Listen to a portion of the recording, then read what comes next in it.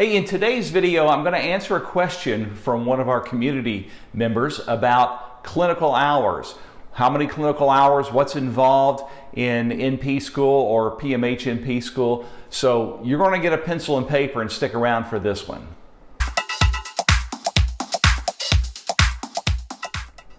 Hey, welcome to my channel. My name is Rick. I'm a PMHNP student, also a registered nurse, of course. And in my channel, I talk about my experiences going through PMHNP school or NP school in general. What's working for me, what can work for you, what's been the challenges, and just really breaking down as much as I can. We also have a great community of fellow NP students, so if you want to join that, there's a link down in the description for you to be a part of that as well. This question actually came from one of our community members, and they wanted to know how many clinical hours am I doing in my program? But the answer to that question is way more than just a number.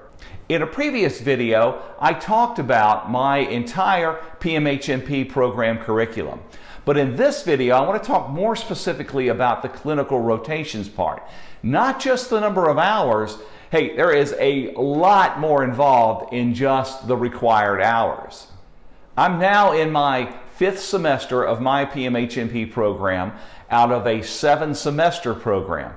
This is my first semester with clinical rotations. I'll actually have 3 semesters of the 7 that involve clinical rotations.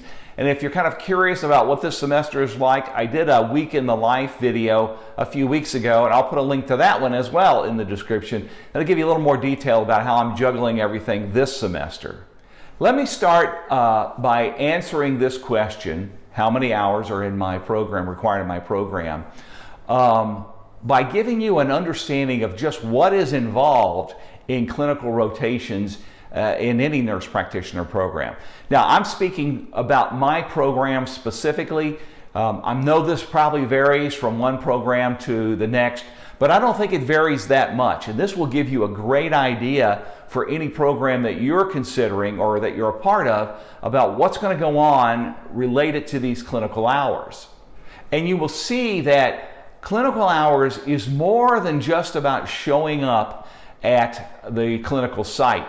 Sure, that's what you log and that's what counts officially in the program, but there's way more involved, and it actually starts many, many months before you begin your clinical rotations.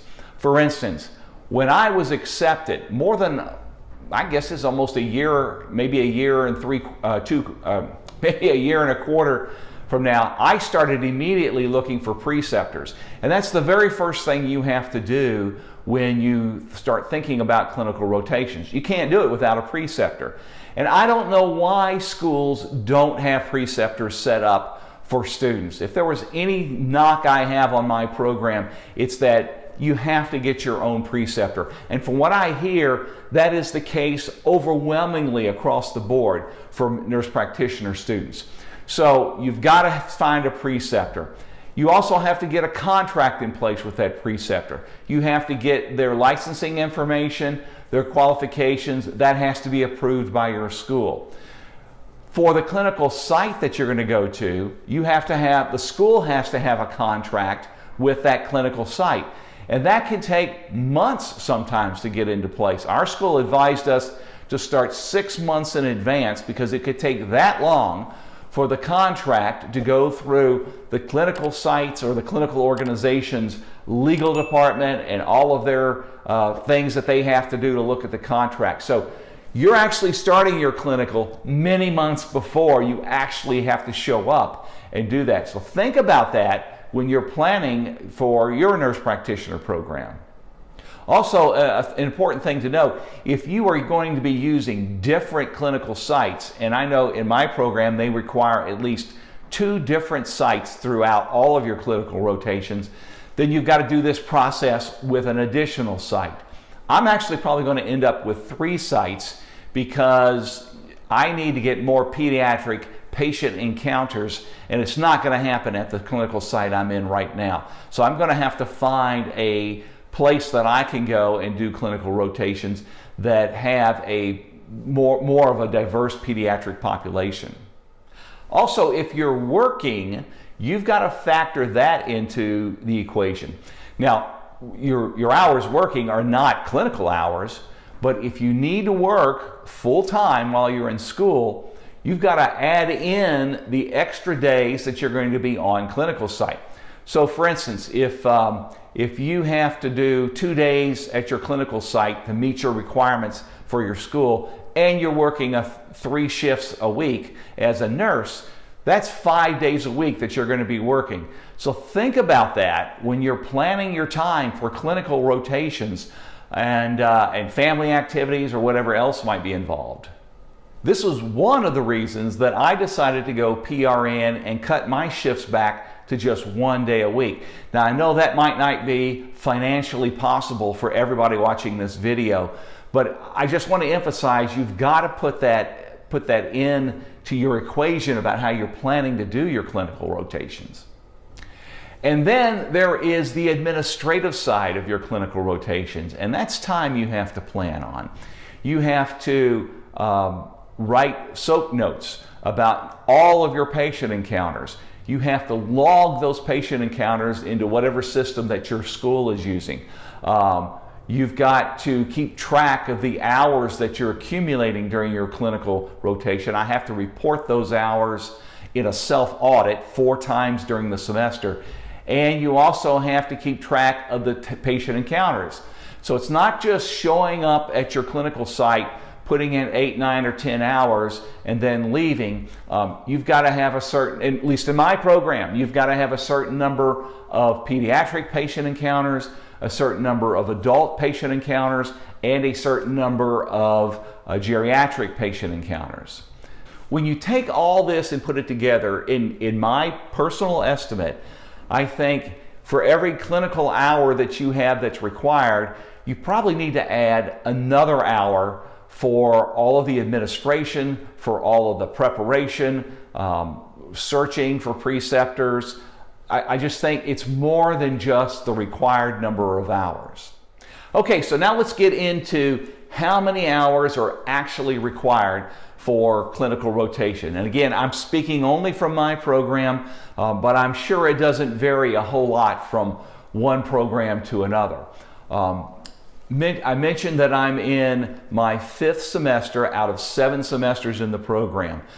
So I'm about halfway through that 5th semester right now. I will have clinical hours required this semester, the next one, and in my last semester. So here in my 1st semester of clinical rotations, again, it's the 5th semester in my program, I'm required to get 120 clinical hours. Now that works out in a 15-week semester to be about 8 hours a week. Now I opted, in conjunction with my preceptor, to do 2 hours or to do 2 days a week at one of my clinical sites. I also was doing I was also working with a psychiatrist who did on-call consultations at a hospital, so I would pick up a few hours every week accompanying him on those consultations. So here I am a little over halfway through this semester. I've already hit my 120 hours, but again, I was really booking it. I was doing 2 days a week. They're 9.5 hour days, plus the other stuff on top. Now, I've hit the required number of hours, but my preceptor and I have agreed that I'm going to keep going, even though the hours really don't count. In my program, I can't add these extra hours to the next semesters, but I just didn't want to lose the experience I was getting at the clinical site.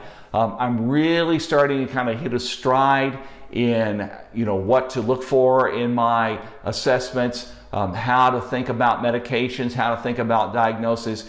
And I don't want to go like 2 months until the next semester began and not do any of that. So we agreed to move forward and keep going 1 day a week until the end of the semester, even though those hours won't count towards my total amount that I need to graduate. Now in my next semester, which will be my 6th semester in the program, my 2nd semester of clinical rotations, the hours go up. I'll be required to do 180 hours this next semester. Now for me, in the time that I'm recording this and the way my program works out, this is a summer semester. The one coming up is a summer semester, and it's short. It's only 10 weeks long. So do the math. To get 180 hours in a 10-week period, that's 18 hours a week, or at minimum 2 9-hour days. And most of my days in the clinical site are about 9 hours long. So that's going to be something you've got to factor into. If you are doing a summer semester, they're typically shorter, that you're going to have more hours that are due. So I'm going to need to do, at a minimum, 9-hour days twice a week to get the 180 hours in this next semester. And that brings us to the 7th semester, my 3rd semester of clinical rotations. It's also, thank goodness, the last semester in my program.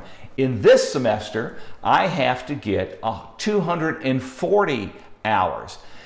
This is I think a 13-week semester, 14-week semester. So that equates again to about 18 hours a week or 2 days a week. Now, what's going to be different about this one from the summer semester is I also have a class on top of the clinical hours. It's not an intensive class. It's really a class that's designed to help me complete my capstone project for my program. If you're unfamiliar with that and you want to know more, please put a comment in here and I can do a video on the capstone project. But for now, just kind of equate it to a master's thesis type of thing. It's a lot of research and a lot of writing. So I've got 240 hours I have to complete after that. That's my final semester. And that's going to be a tough one, I think, because it's more hours and I have to do a ton of writing throughout that semester as well. The reality is, in both the upcoming semester, my summer semester, and my last semester, I'm going to have to supplement that because I'm not going to get the pediatric patient encounters that I need at my current site.